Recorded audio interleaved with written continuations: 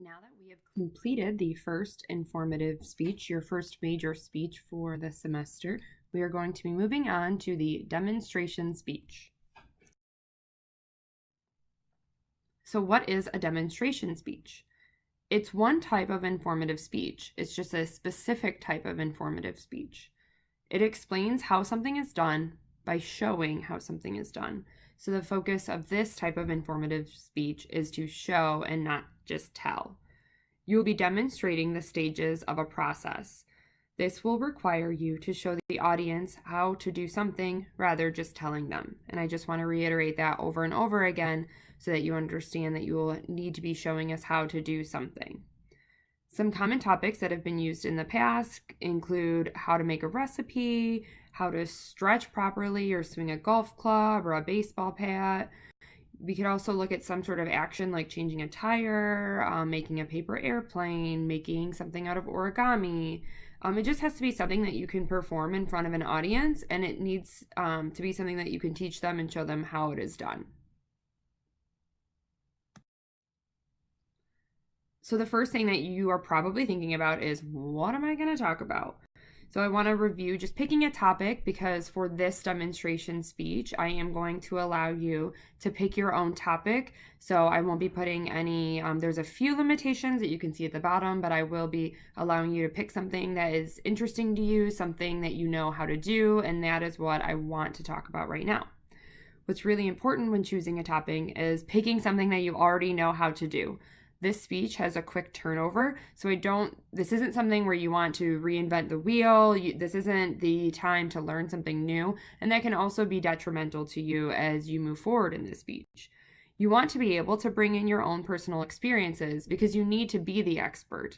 And there are, from other instructors I've talked to, they have had students who really always wanted to learn maybe how to hula hoop, but they don't actually know how to hula hoop very well. And so obviously when they were doing it in front of a classroom, it didn't go over very well. You need to be the expert. So think about things that you already know how to do well. And maybe you're like, I don't know how to do something very well, but you do. There's always something, and ask the people around you because they might be able to pick out some of the things that you do really well or some things that you've taught people really well. Credibility is important. It's something we've been talking about since the very beginning. And to be credible, you have to be an expert in something. So you want to be credible, you want the audience to pay attention, and you want the audience to be able to learn from you. Again, consider what you already know. I just kind of talked about that. Think about, where you work. Think about your hobbies. Think about maybe a sport you did or a group you were a part of. You don't have to be a superstar baseball player, but maybe you're involved with theater or choir, or you played an instrument. Things like that. Maybe you were a Girl Scout or a Boy Scout and you learned things from that. So think of, your past experiences, think about who you are now, think about the things that you like to do. Because we are going to be relying on you to provide not just, okay, this is how you do a thing, but also you're going to be able to provide some tips and tricks because you're an expert on this subject matter. So it's not only that you can walk us through, how to make a autumn wreath for your door outside, but this is something that you're good at. You're really good at DIY projects, and you have some special tricks and tips that you'll want to give the audience that they might not have considered before or might not just be able to pick up on their own. I do want to say that, again, based on past information I've received from other instructors on this topic, and stories I've heard, a few restrictions that we do have to have in place, especially for those of you who are going to be coming to Parkland to give your speeches, is that you cannot have a weapon. You can't even bring in something that looks like a weapon. Like you can't even bring in a Nerf gun or something like that. So you will want to try to come up with a topic that you wouldn't have to show people. In the past, they had people who would show how to properly shoot a gun or gun safety or how to shoot a bow and arrow, knife throwing even. But due to safety concerns and things like that, we no longer can have those types of speeches. It does also, your audience sometimes, especially if you're doing it in front of people, their message can get lost a little bit if there is a safety concern of any kind. You also cannot bring in alcohol. So no alcohol is allowed. there may be some people who are taking this class who do have experience in bartending, and maybe they're interested in showing how to make a couple of mixed cocktails or things like that. That is okay and that is allowed. However, instead of using real alcohol, you do need to find a substitute. So, using waters and juices, and we'll just play pretend. You can give us the actual recipe, but you cannot use actual alcohol when you are giving your speech. And then last, no animals. No animals can be inside of Parkland when other than service animals. So we do ask that you do not pick a topic that requires you to have some sort of furry friend with you. Again, from other instructors I've heard, there have also just been some general issues with this. When students have decided that they wanted to do something with a live animal. So please do stay away from that specific topic or those specific types of topics. And if you do have a concern or a question, please do just reach out to me, and maybe we can figure out how we can best make something work for you. So preparation, this is pretty similar. This is a type of informative speech. So a lot of, there are some similarities in preparation, and then there are going to be some pretty major divergence. I do want to remind you to just keep it simple. Even if you are explaining a complex process, you can still keep it simple. Think about how you can demonstrate from start to finish. And how much of the demonstration you can fit into your speech. So even if you have a complex process, maybe there are some areas that you speed up. Maybe there's some things that I have pre-prepared as a tip for preparation. So maybe you're trying to show how to make chocolate chip cookies, and it can be time consuming to actually make chocolate chip cookies. And so think about the ingredients that you can have prepped ahead of time, putting dry ingredients together, just showing us some of the, breaking of the eggs, things like that. Think about all of those things as you move forward with the speech, because you still have a limited time frame and you've got to fill it with talking, and you don't want a lot of dead air and things like that. You also want to allow the task to guide your main points. So that's something that you'll want to be thinking of. I will go into this a little bit more in another lecture, specifically on how to outline a demonstration speech, so I won't dive into it too much now, but you will want to think about, be thoughtful about what you want to showcase and how you want to showcase it based on your specific topic. So for the outline example that I have for you, it is on how to make strawberry jam. So take that as a nice guideline for how you would want to organize your main points. Sometimes you can do it, step by step, but sometimes there are other ways to do it, especially if your topic is a bit more robust and there is more to explain. Maybe you're showing a dance move, which only takes about 30 seconds, but you still have to fill up 5 to 7 minutes. So maybe you want to break down your speech by body parts. So each main point is a body part, and you show how, your feet need to move, and then you show how your arms need to move, and then you show how your hips need to move, and things like that. So you want to be thoughtful about your main points, and that will be determined very specifically by your topic. Again, it is just like the informative speech. Your topic is really going to guide your organizational structure. But this one is a little bit different because you have to be doing something, and you have to be talking, and you have to be teaching all at the same time, which is much more complicated than it would seem. So I want to talk specifically about the speech requirements briefly. Like the first informative speech, this speech needs to fall in the 5 to 7 minutes time frame. So again, if you're doing something that is very, if you're showing somebody how to do a yoga pose, that might not actually take very long. So you need to figure out how you can organize your speech to fill that 5 to 7 minutes.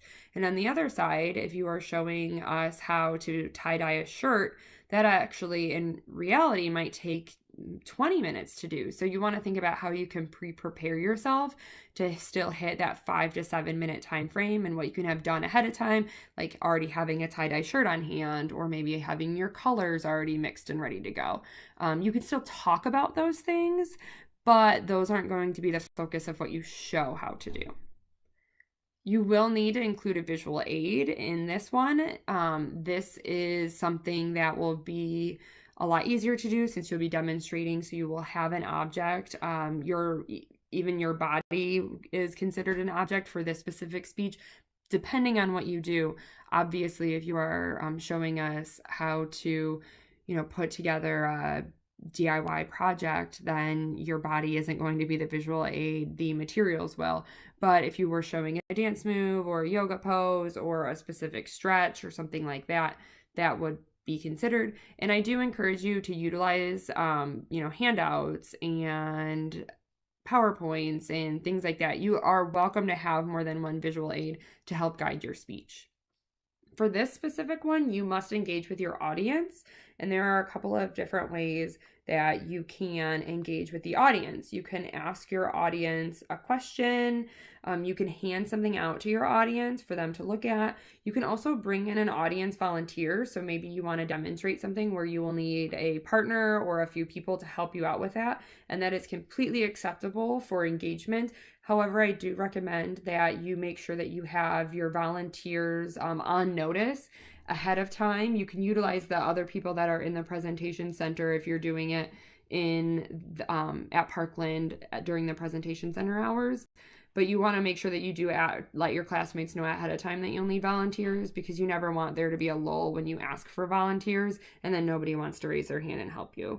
So just make sure that you have that arranged ahead of time so you're not waiting and then forcing people to help you out. You can also have, people follow along with you with that handout. So think about it. Do you want to ask a question? Do you want to provide a handout? Do you want to have some volunteers? You need to engage with them. Think about when you see somebody on television showing off, like this photo over here, people are showing how to cook, and think about how they talk to the audience. They ask them questions, things like that, when you're doing a demonstration, to make sure that they're engaged, they're paying attention, and so that the audience also knows that you are thinking about them and you are thoughtful of teaching and their wants and their needs and things like that. You also want to have a clear organization for this. The advantage of a demonstration speech is that the steps have to happen in a particular order, so the speech should organize itself. However, you also don't want to rely on that, because if you think, well, I already know how to do this thing, so I'm going to be able to go up there and show it off, that tends to not always go over very well for people unless you are an exceptionally amazing public speaker. So while a demonstration speech allows for some very clear organization off the get-go, you still need to make sure that your outline is organized, that you know what order you want to teach things in and how you want to talk about things, because again, you still need to talk in 5 to 7 minutes. It's very simple to run up in front of a group of people and, show them how to properly hit a volleyball, but you still need to fill 5 to 7 minutes and show technique and show that you do actually understand how to do that. This speech is going to allow you to focus on concrete detail. You want to just go beyond just the instructions. You want to provide tips, maybe where to purchase things, where to find things, little hints, little tips you've picked up for being an expert and learning things along the way. Maybe there's a trick to doing something that you figured out. It's actually easier to do this little thing. What to do and what not to do, because that's also really important. And again, think of when people are demonstrating. Cooking shows are always really good to watch because they're talking throughout the whole thing. They're sharing personal stories. They're sharing a secret ingredient that just makes their cookies just a little bit better than the average chocolate chip cookie. So you want to be providing those sorts of details. We need to be more focused on good delivery. We want to be improving our eye contact, and you want to be using your voice to highlight key points. Vocal variety, vocal emphasis is very important in a demonstration speech. You want to have good energy for this type of speech. The best television hosts who are demonstrating things, typically they're really high energy. They're excited to be there, and that's the sort of engagement you want to have with your audience. And then an actual physical requirement is you will also be turning in a full sentence outline for this speech. So be prepared for that. Be working on that. You will need to have a full sentence outline prepped and ready to go. It will be due at the same time as the demonstration speech is due. These are the requirements of some of the requirements, and then, weaved with what my expectations are for when you give this demonstration speech. And I will make sure to reiterate the hard, fast requirements throughout, the next few weeks on Cobra. Also, you still need to fit all of those audio-visual requirements into this speech as well. So have those in the back of your mind. You still need to show your ID, and you still need to have good, clear audio, good, clear video, and things like that. So, what does an effective demonstration speech require?